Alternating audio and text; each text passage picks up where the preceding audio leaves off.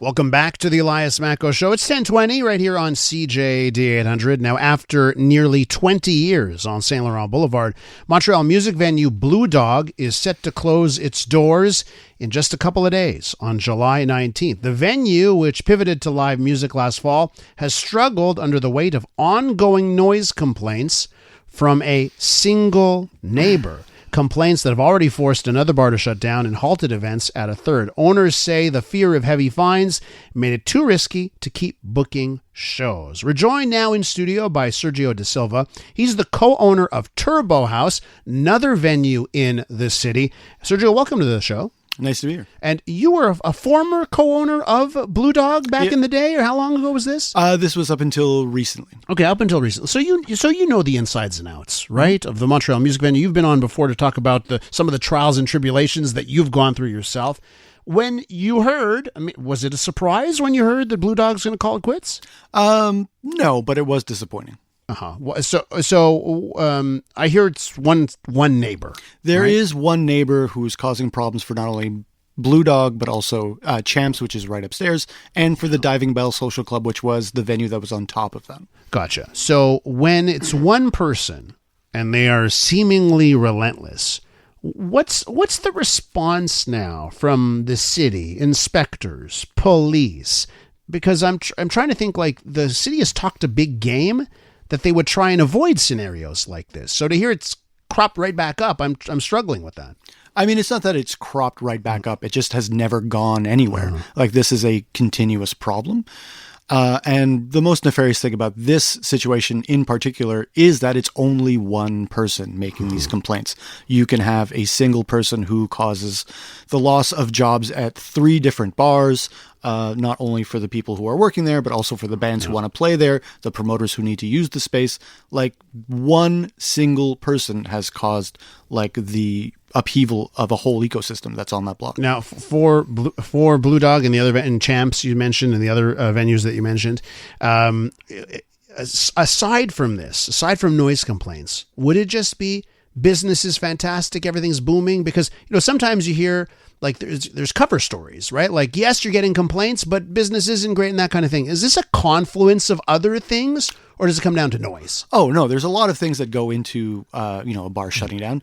Least of which is noise complaints. But, in the present day economy, it's tough to make money at a bar. So especially one that's a venue that relies on shows to happen. So if people are reluctant to use the space for shows because they're worried about them getting shut down, it's hard to bring bands in and it's hard to make money. Now, it was big fanfare from the city when they announced their nightlife policy, right?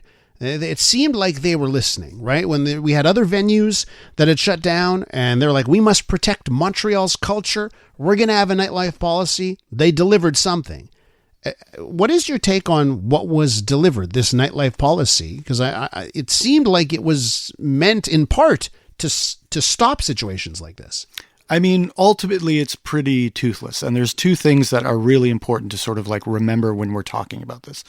The first thing is that the city can put in whatever rules they'd like, but ultimately, when it comes down to your liquor permit, it's the province, the Régie d'Alcool. So no matter what the city decides to do with their rules, ultimately they have to bow down to what the Régie d'Alcool says. If the Régie d'Alcool says, this is too loud, this is annoying, this is causing an issue for neighbors, whatever the city decides, the Régie can strip your liquor permit, they could shut your bar down, they could do all these things without notice from the city. And the second thing is, despite the rules that we already have on the books, and again, we go back to La Tulipe, you look at that situation, the person who was there broke the rules that were there in place. It is illegal in that space to turn a commercial space into a residential space. And he did it anyway. And not only did he do it, he was rewarded for it by being able to shut down these other spaces, causing problems. So it becomes a bit strange when we're talking about rules. And ultimately, it won't really change unless there's a political will to really, 1, work with the province, the Régie d'Alcool, and 2, enforce the rules that are on the books. So you think, and I wonder if these are the same worries that you have. Like, don't you have a worry, just like Blue Dog did, that You know, you're going to get a complaint. There's going to be a fine.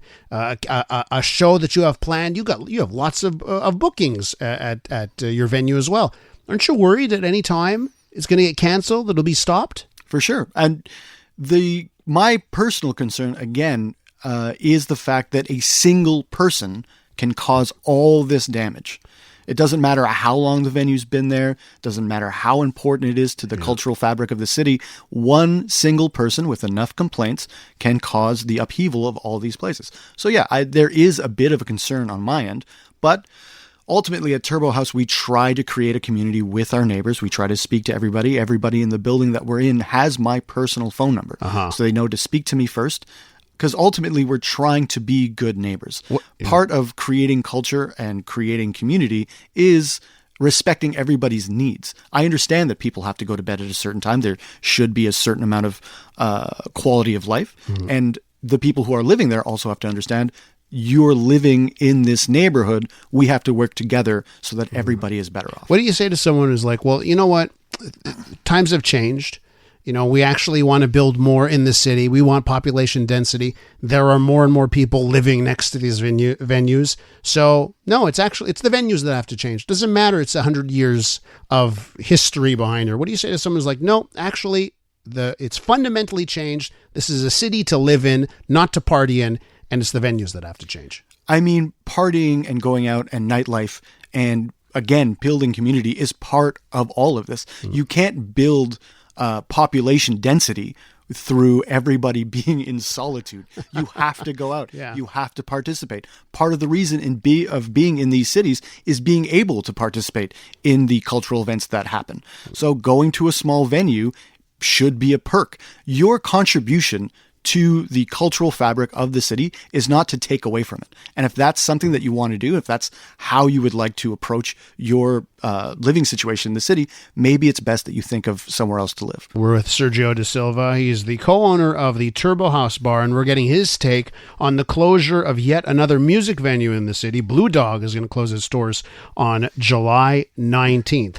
Are bands, are acts, is there like a reputation now? Are they hesitant to do venues like yours, venues like Blue Dog, because of what's going on? I mean, for a lot of people, these are the spaces that they have to play. But, you know, even with their alternative spots that they're trying to use there, where there are, you know, lots of DIY spots in the city, even those are being shut down. It's becoming more and more difficult to be able to produce music, make things happen when there are just like a handful of people. And when I say that, I mean just a handful of people who don't like what's going on because they want, one, access to the real estate that these bars are currently in, or they've maybe have been lied to about by their real estate agent or God knows who about the neighborhood they're going into. You have people who are complaining about noise outside of the not the Just for Us, but I guess it's all the same festivals, thing. Yeah, right outside their building. But like, you knew it was there. You could see it from outside. It's called Place des Festivals. What did you think was going to go on? That's it. So you can see it from outside your window. So I try to have empathy, and I also understand that, you know, there is a certain quality of life that you should expect, but ultimately there are decisions that you've made here that have come back to bite you in the ass. One of the things that you mentioned, though, right, for your current venue, Turbo House, you know, you said all of my neighbors have my cell phone number, right? So is there anything to be said on that end, like for some of these venues that they didn't do enough of that legwork? Like, of course. Yeah, of course. There's a lot that we did personally at Turbo House to make sure that we could avoid these situations. Yeah. We rent the 2 apartments that are directly above the bar so that not only can the landlord not have to worry about renting these spaces out, but anybody living there won't make any complaints because I live there. And then that's a good buffer zone. It's a neutral zone, right? That's basically the neutral zone. Gotcha. And then again, all the other people who in the building, they know who I am. They get certain perks by coming to the bar, and we try to make it work with everybody. This is, again, it's about being a good citizen. It's about worrying about your civic responsibility and just going out there and being like, I'm going to do whatever I want. Everyone else be damned is not how these things are going to get fixed. It's not how it works. In order for everybody to be able to, again, expect a certain quality of life, we have to work together. We have to come together as a community to make sure that everybody is heard and everybody's listened to. Do you think Blue Dog isn't the last? Oh, absolutely not. No, like if this is, and you say this based on what you hear? From what I've seen, and from these nightlife policies, and again, from, when I speak to the morality police, when I go to these meetings and I, ask them point blank, hey, if the city decides this rule A is now in effect, will your rules supersede it? And they're like, yes. Yes, we will take your liquor permit away. We will shut down your bar, regardless of what the city says.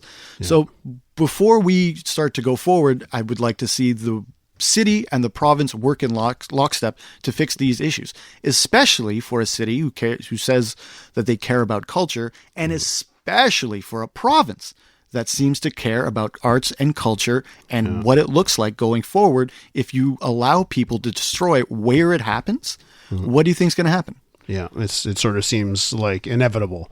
Sergio, thanks for coming in. Oh, it's always a pleasure. That's Sergio de Silva. He's the co-owner of Turbo Haus. That venue still going strong.